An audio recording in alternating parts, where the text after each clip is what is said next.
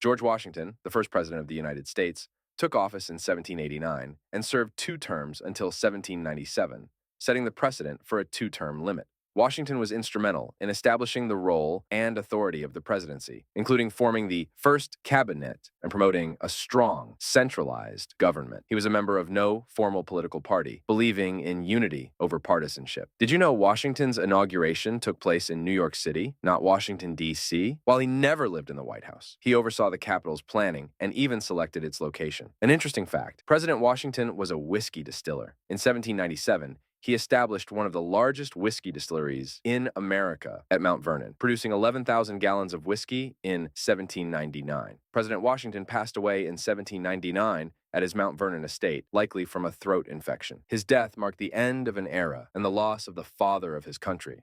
John Adams, the second president of the United States, took office in 1797 and served 1 term until 1801. A member of the Federalist Party, President Adams was a prominent leader in the American Revolution and a key figure in the drafting of the Declaration of Independence. He played a crucial role in the early years of the nation. As president, Adams faced significant challenges, including the quasi-war with France, an undeclared naval conflict. He is perhaps best known for his controversial support of the Alien and Sedition Acts. Did you know John Adams was the first president to live in the White House? He moved in before it was fully completed in 1800. An interesting fact, he had a fierce rivalry with Thomas Jefferson, but they eventually reconciled and became close friends. Remarkably, both men died on the same day, July 4th, 1826, the 50th anniversary of the Declaration of Independence. Adams passed away at his home in Quincy, Massachusetts, at the age of 90. His last words were reportedly, "Jefferson still lives," though he was unaware that President Jefferson had died just hours earlier. President Thomas Jefferson took office in 1801 and served 2 terms until 1809. A member of the Democratic-Republican Party, President Jefferson was the principal author of the Declaration of Independence and a key advocate for democracy and individual rights. As president, Thomas Jefferson is best known for the Louisiana Purchase in 1803, which doubled the size of the United States, and for commissioning the Lewis and Clark expedition to explore the newly acquired Western territories. He also worked to reduce the national debt and decrease the size of the military. Did you know President Jefferson was an accomplished architect?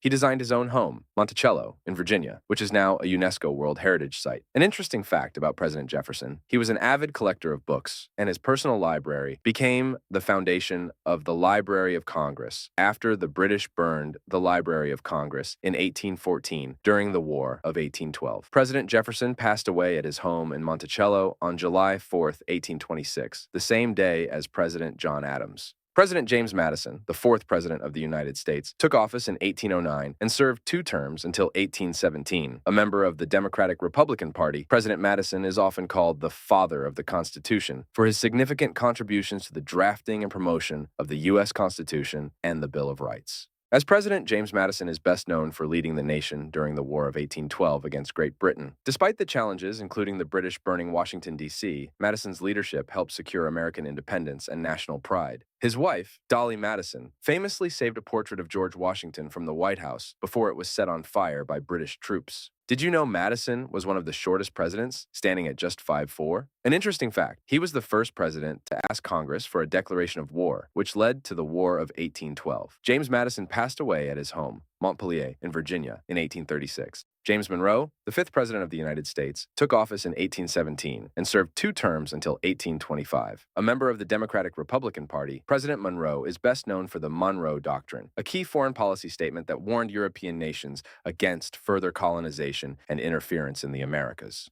As president, Monroe oversaw a period of significant national growth and westward expansion, known as the Era of Good Feelings, marked by a sense of national purpose and unity. During his administration, the United States acquired Florida from Spain through the Adams-Onis Treaty. He also addressed issues related to the expansion and settlement of the Western territories and supported the Missouri Compromise. Did you know President Monroe was the last president who was a founding father? An interesting fact. He was wounded during the Battle of Trenton in the American Revolution and carried a bullet in his shoulder for the rest of his life. James Monroe passed away on July 4th, 1831, the 3rd president to die on Independence Day, exactly 5 years after Presidents John Adams and Thomas Jefferson. John Quincy Adams, the 6th president, took office in 1825 and served 1 term until 1829. Initially a member of the Democratic-Republican Party, he later became associated with the National Republican Party. He was the son of John Adams, the second president, and played a significant role in American diplomacy before his presidency, including negotiating the Treaty of Ghent, which ended the War of 1812. As president, Adams faced challenges from a divided Congress, but advocated for internal improvements and modernization projects, such as the establishment of a national university and the development of infrastructure like roads and canals. His vision was to foster a strong and unified nation through education and innovation. Did you know it was said that President Adams kept an alligator in the East Room of the White House? According to the legend, the alligator was a gift from the Marquis de Lafayette. An interesting fact, after his presidency, Adams served in the House of Representatives for 17 years, becoming a strong advocate against slavery and a leading voice for civil liberties. John Quincy Adams passed away in 1848 after suffering a stroke on the floor of the House of Representatives. Andrew Jackson, the seventh president of the United States, took office in 1829 and served 2 terms until 1837. One of the founders of the Democratic Party, President Jackson was known as a populist and a champion of the common man. His presidency marked the beginning of the era of Jacksonian democracy. As president, Andrew Jackson is perhaps best known for his controversial policies, including the Indian Removal Act, which led to the forced relocation of Native American tribes on the Trail of Tears. He also fought against the Second Bank of the United States, which he viewed as a corrupt institution that favored the elite. Did you know President Jackson survived the first known assassination attempt on a sitting president? In 1835, an assassin's 2 pistols misfired at point-blank range. An interesting fact, President Jackson was known for his fierce temper and once hosted a massive cheese party at the White House where he invited the public to eat a 1,400-pound block of cheese. Andrew Jackson passed away in 1845 at his plantation, the Hermitage, in Tennessee. His legacy remains complex, celebrated for his advocacy for the common people, but also criticized for his harsh policies towards Native Americans. Martin Van Buren, the 8th President of the United States, took office in 1837 and served 1 term until 1841. A member of the Democratic Party, Van Buren was a key organizer of the party and a strong supporter of Andrew Jackson. He played a significant role in the development of the American political system. As president, Van Buren faced the Panic of 1837, a major financial crisis that led to a severe economic depression. Despite his efforts to stabilize the economy, including his support for an independent treasury system, the economic downturn persisted throughout his presidency. Did you know Martin Van Buren was the first president born as a citizen of the United States after the Declaration of Independence? An interesting fact, he spoke Dutch as his first language and was the only president for whom English was a second language. Martin Van Buren passed away in 1862 at his estate in Kinderhook, New York. His legacy includes his contributions to the formation of the modern Democratic Party and his efforts to navigate the country through economic hardship. William Henry Harrison, the 9th President of the United States, took office in 1841, but served the shortest term in presidential history, just 31 days. A member of the Whig Party, Harrison was a military hero, renowned for his leadership in the Battle of Tippecanoe in 1811 and his service in the War of 1812. Harrison's presidency was marked by his lengthy inaugural address, delivered on a cold and rainy day without wearing a hat or coat. This decision is widely believed to have contributed to his catching pneumonia, leading to his death a month later. His untimely death was the first instance of a president dying in office, highlighting the need for a clear line of presidential succession. Did you know William Henry Harrison was the grandfather of Benjamin Harrison, the 23rd President of the United States? An interesting fact. Harrison's death led to Vice President John Tyler becoming the first vice president to assume the presidency. William Henry Harrison passed away on April 4, 1841.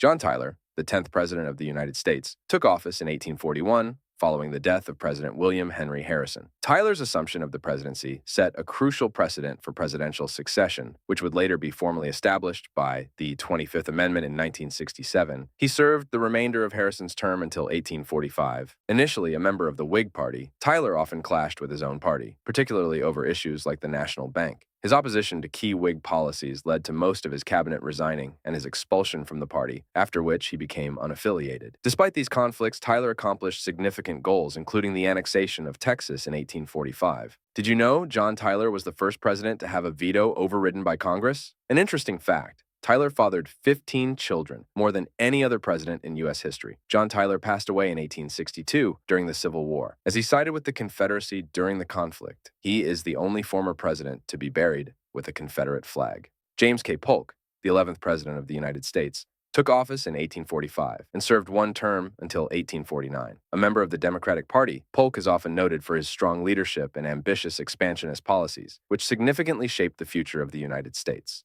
as President Polk is best known for overseeing the Mexican-American War, which resulted in the United States acquiring a vast amount of territory, including present-day California, Nevada, Utah, Arizona, and New Mexico through the Treaty of Guadalupe Hidalgo. He also achieved all of his major campaign promises, including the reestablishment of an independent treasury system and the reduction of tariffs. Did you know President Polk was the only president to have also served as Speaker of the House of Representatives? An interesting fact, James K. Polk acquired America's first patch of Pacific coastline, significantly expanding the nation's reach and influence. James K. Polk passed away from cholera in 1849, just 3 months after leaving office, making his retirement one of the shortest of any former president.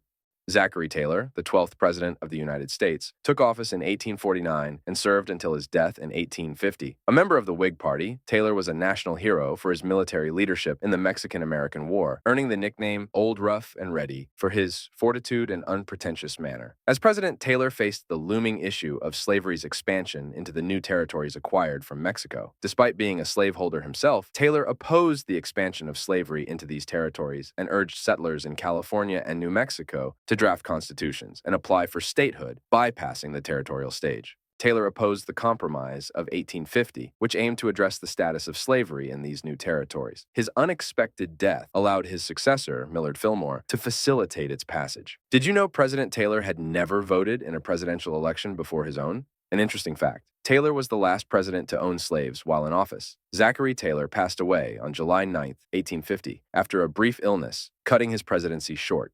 Millard Fillmore, the 13th President of the United States, took office in 1850 following the death of President Zachary Taylor. A member of the Whig Party, Fillmore was Taylor's vice president and served the remainder of Taylor's term until 1853. As president, Fillmore is best known for his role in passing the Compromise of 1850, a series of laws intended to address the tensions between free and slave states. The compromise included the controversial Fugitive Slave Act, which required that escaped slaves be returned to their owners, even if they were found in free states. Did you know President Fillmore founded the University at Buffalo, which is now one of the largest public universities in New York? An interesting fact, Fillmore installed the first kitchen stove in the White House, modernizing the presidential residence. Millard Fillmore passed away on March 8, 1874, in Buffalo, New York, after suffering a stroke. Franklin Pierce, the 14th President of the United States, took office in 1853 and served one term until 1857. A member of the Democratic Party, Pierce was a Northern Democrat who saw the abolitionist movement as a fundamental threat to the unity of the nation. As president, Pierce is best known for his support of the Kansas-Nebraska Act, which allowed the territories of Kansas and Nebraska to decide for themselves whether they would allow slavery, effectively repealing the Missouri Compromise. This act led to violent conflict in the territories known as Bleeding Kansas.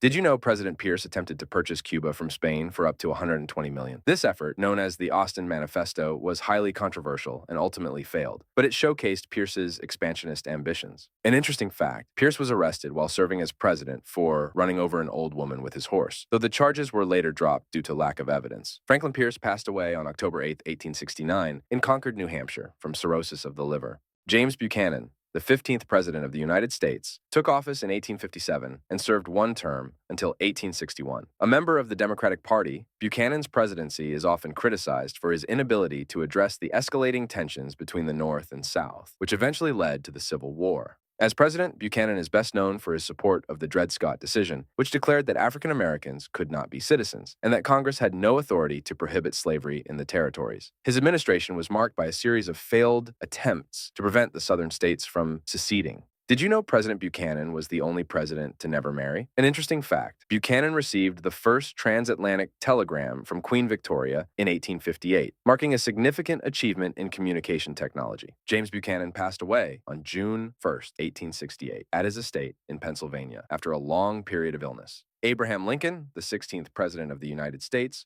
took office in 1861 and served until his assassination in 1865. Initially a member of the Republican Party, Lincoln ran for re-election in 1864 under the National Union Party banner to appeal to a broader coalition during the Civil War. He is best known for leading the country during the Civil War and for his efforts to abolish slavery, which fundamentally transformed the nation. Lincoln's presidency began with the secession of Southern states, leading to the outbreak of the Civil War. His primary goal was to preserve the Union, and he navigated the complexities of war with determination and and a strategic vision. In 1863, Lincoln issued the Emancipation Proclamation, which declared that all slaves in Confederate-held territory were free. Despite facing enormous challenges, including dissent within his own party and the country, Lincoln was re-elected in 1864. His second term focused on reconstructing the nation and bringing the Southern states back into the Union. He advocated for the 13th Amendment to the Constitution, which would permanently abolish slavery in the United States. The amendment passed in Congress in January 1865, but Lincoln did not live to see its ratification by the states. Did you know President Lincoln is the tallest U.S. president, standing at 6 feet 4 inches? An interesting fact, Lincoln was a licensed bartender and co-owned a saloon in New Salem, Illinois, before he became president. He also had a keen interest in technology and was the only U.S. president to hold a patent for a device to lift boats over shoals. Tragically, Lincoln's life was cut short when he was assassinated by John Wilkes Booth on April 14, 1865. While attending a play at Ford's Theater in Washington, D.C., he succumbed to his injuries the following day, April 15th, making him the first U.S. president to be assassinated. Lincoln's death marked a profound loss for the nation. Andrew Johnson, the 17th President of the United States, took office in 1865 following the assassination of Abraham Lincoln. A lifelong Democrat, Johnson was chosen by Lincoln to run as his vice president on the National Union ticket. Johnson's presidency is often remembered for his contentious relationship with Congress and his lenient approach to Reconstruction. As president, Johnson faced the enormous task of reunifying the nation after the Civil War. He initially followed Lincoln's plan for Reconstruction, but quickly implemented his own policies, which were much more lenient toward the former Confederate states. Johnson's approach included issuing numerous pardons to former Confederate leaders and allowing Southern states to enact black codes, which severely restricted the rights of African Americans. Johnson's lenient policies and his opposition to the radical Republicans' Reconstruction plans led to significant conflict with Congress. This conflict culminated in Johnson becoming the first American president to be impeached by the House of Representatives in 1868. He narrowly avoided removal from office, with the Senate falling short by just one vote. Did you know President Johnson never attended formal school and taught himself to read and write? An interesting fact, Johnson was buried wrapped in an American flag with a copy of the Constitution under his head. Andrew Johnson passed away in 1875 at his daughter's home in Tennessee from a stroke. Ulysses S. Grant,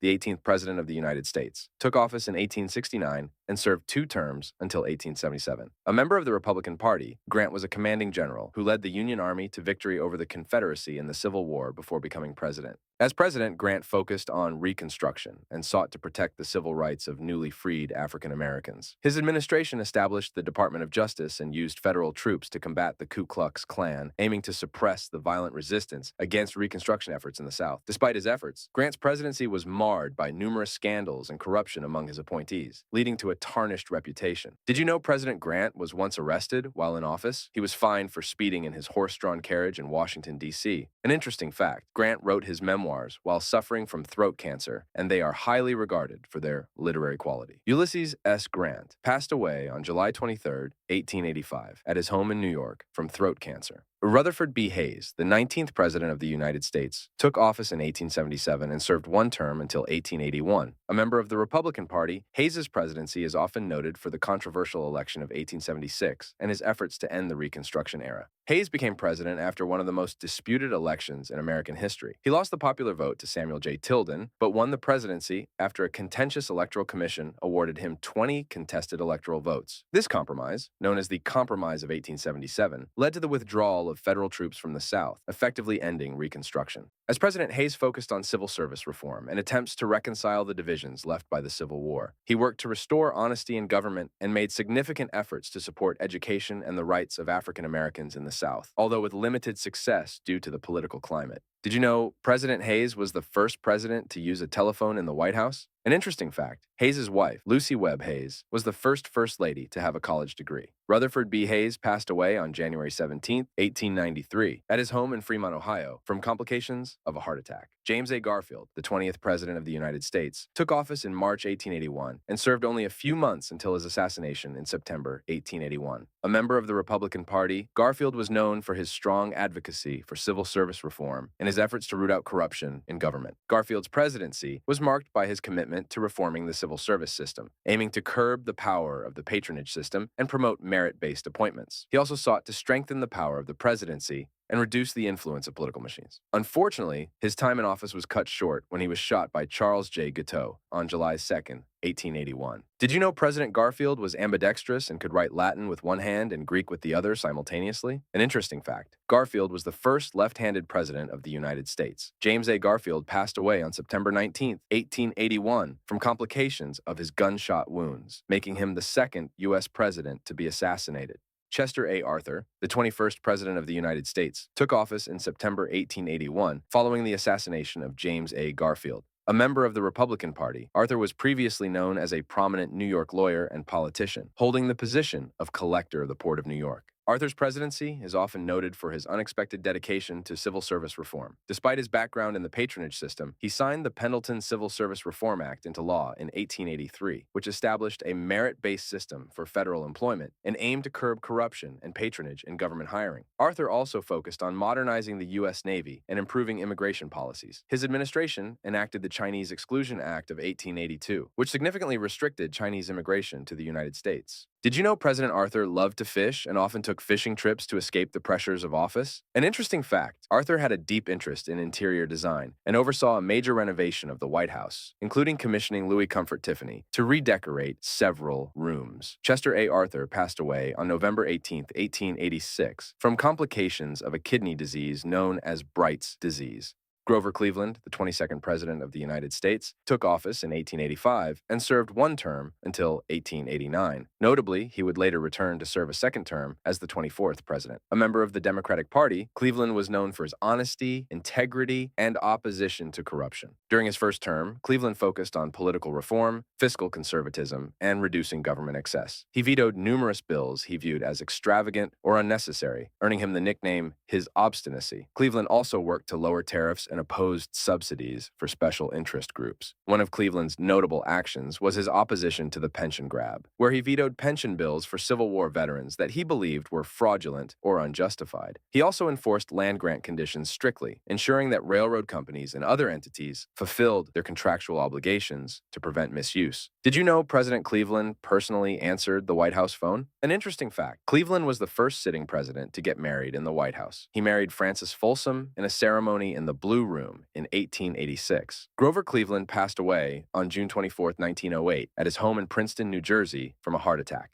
Benjamin Harrison, the 23rd President of the United States, took office in 1889 and served one term until 1893. A member of the Republican Party, Harrison was known for his focus on economic legislation and expansion of the nation's infrastructure. During his presidency, Harrison signed the Sherman Antitrust Act into law in 1890, aimed at curbing monopolies and maintaining competitive markets. His administration also passed the McKinley Tariff, which raised duties on imports to protect American industries, but led to higher prices for consumers. Harrison advocated for federal funding for internal improvements and supported the establishment of national forests and the expansion of the U.S. Navy. Harrison also focused on veterans issues, increasing pensions for Civil War veterans. His presidency saw the admission of 6 new states to the Union: North Dakota, South Dakota, Montana, Washington, Idaho, and Wyoming. Did you know President Harrison was the grandson of William Henry Harrison, the 9th President of the United States? An interesting fact, Harrison was the first president to have his voice recorded. In 1889, he made a brief recording on a wax cylinder, capturing a piece of presidential history. Benjamin Harrison passed away on March 13, 1901, at his home in Indianapolis, Indiana, from pneumonia.